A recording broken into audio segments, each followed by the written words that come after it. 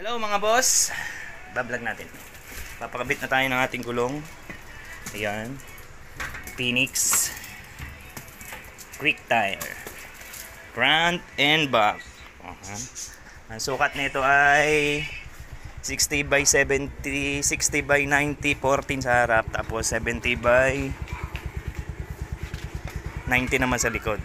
Ayan, dadalhin natin siya sa pagawaan para may kabit yan. Okay, diyan na muna. Bye bye. Samahan niyo ako mga boss. Kapit tayo ng ating gulong. Kasi pudpud na yung ating gulong eh. Ayan, ito nyo, pudpud na. Mamaya sabihin ko sa inyo kung magkano ang presyo na ito. Sa Shopee ko lang siya nabili. Okay. Bye bye. Muna. Ito mga boss, oh. Baklas na yung aking anong gulong. Oh. Ganyan lang po ng baklas, oh. Oh. Dinukot lang. Hindi natin nilagay sa machine.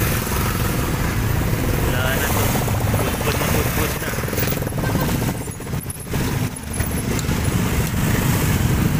Sukat nito ay 70-94 pin. Yan, 70-94 pin.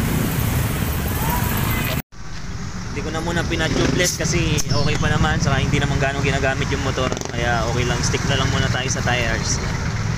Sa goma yan. Saka ako na ipapa-tubeless. Pero ready naman na for tubeless yung aking gulong. Ready na yan. Kaya lang hindi naman natin ginagamit. Kaya okay lang, wala ang problema. Interior mo lang muna pansamantala. Tapos na si kuya. Next na natin.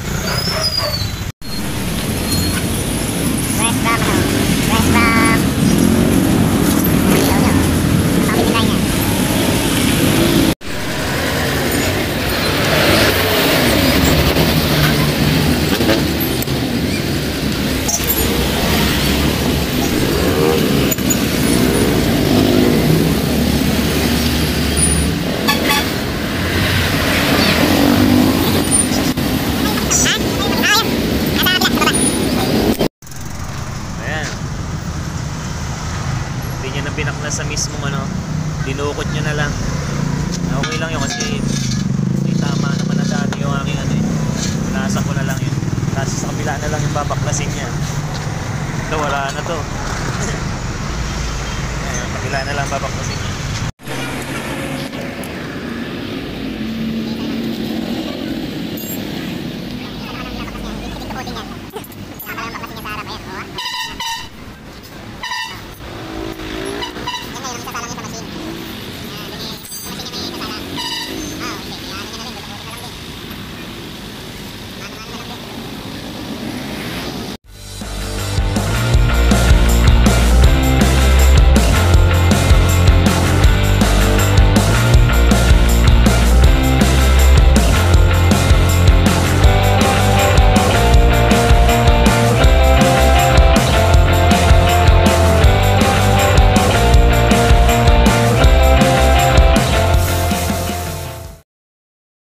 Tapos na tayo.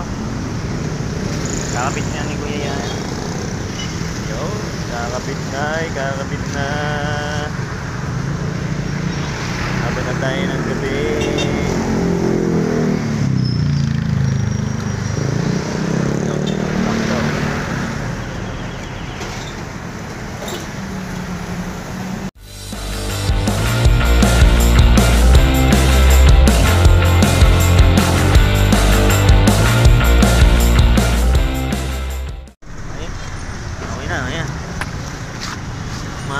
Ganda na nating gulong mga boss. Ang bayad natin dito ay 120 kabilaan.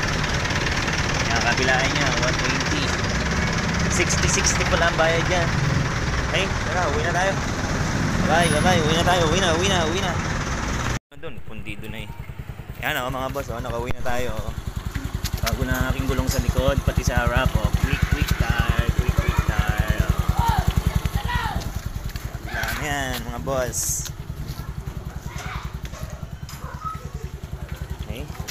Sikaso na tayo kakain na. Liwanag ng ilaw sa likod may kabuk din Okay, bye. Yeah.